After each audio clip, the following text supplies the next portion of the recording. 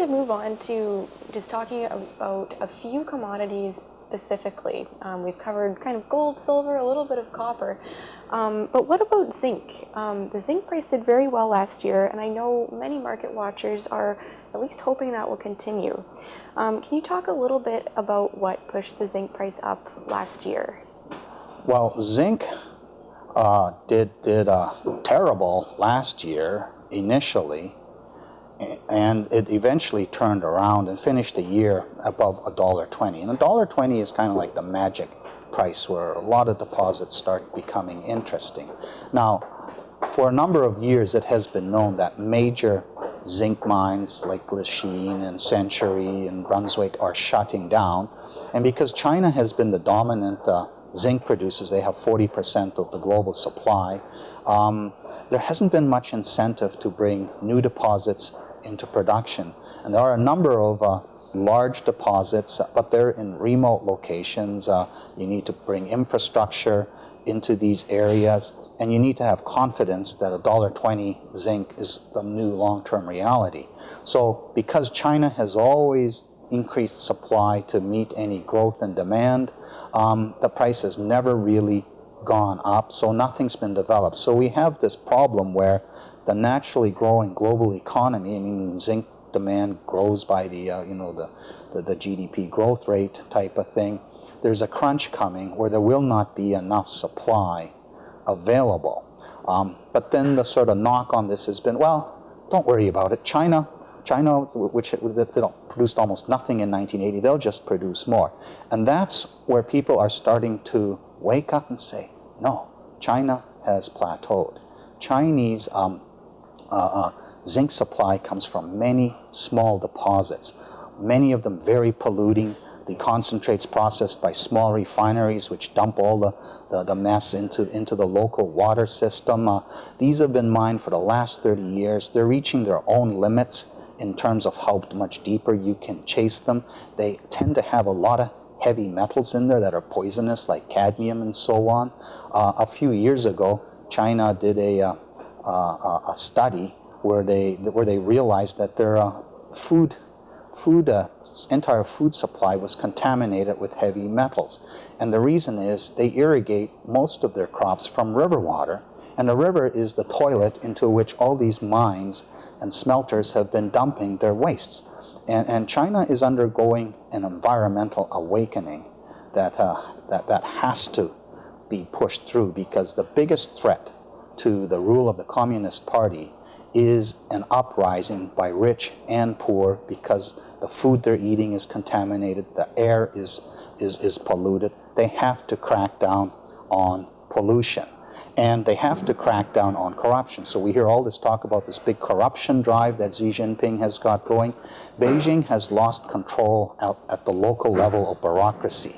So now they need to reestablish control so they can enforce these pollution requirements. Last year, they started installing water quality stations at around 350 cities as a strategy to shame the local bureaucrats into finding out where this poison is coming from and shut it down. This will ultimately curtail a lot of Chinese zinc supply. So this is the big surprise that's lurking in the wings. While here they talk about pulling the plug on the EPA, in China they're talking about strengthening the EPA in order that the Communist Party will not suffer a revolution at the hands of its people. And that, I think, will help zinc go a lot higher than people expect, which is why we're facing a major zinc bull market. And the street, the Bay Street and so on, they're already getting it. They're now looking for zinc projects because they see this metal is going to be running for several years and will stabilize at a higher real price in the way that copper did. Copper never went back to $1 or anything like that. It's $2 plus. We'll see something similar happen to zinc.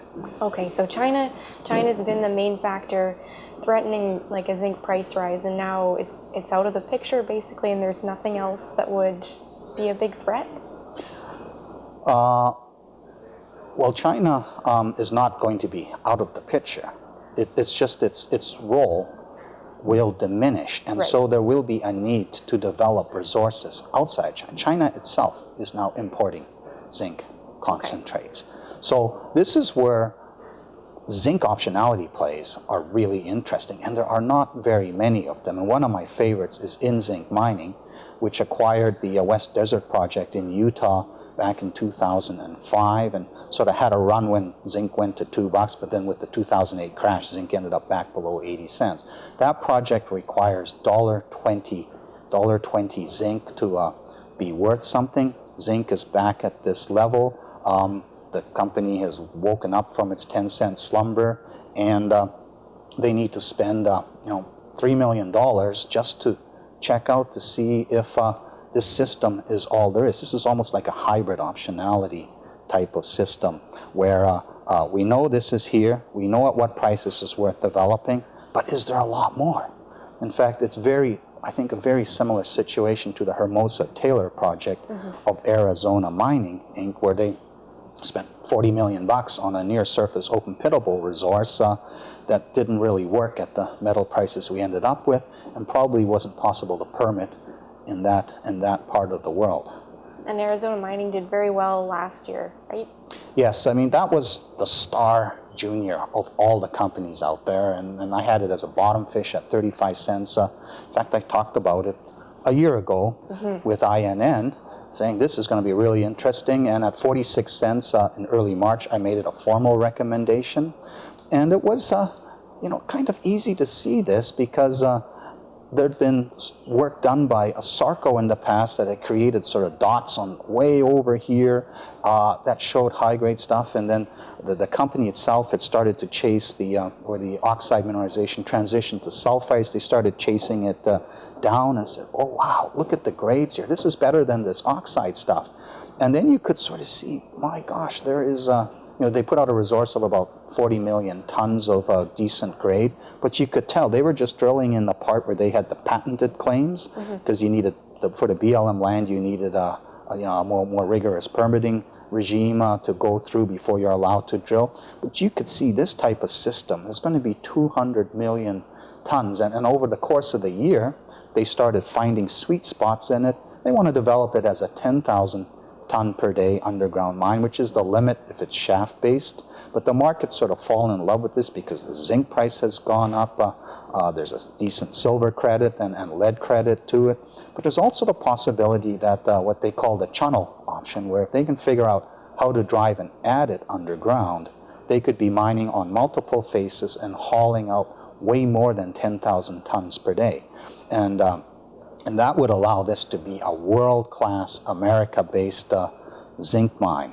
So if it's back at $3 or so, to go higher, it needs a zinc price to go higher, or this channel option to become a reality. And if they get that, then they have potential to explore the whole area, because this area is a big, big system. There's a nearby underground copper system that's probably related to this. There's probably all kinds of good stuff to be found that will be underground mineable. And in this part of the world, you're going to need to do it underground mineable because there will be too much opposition with regard to an open pit mine.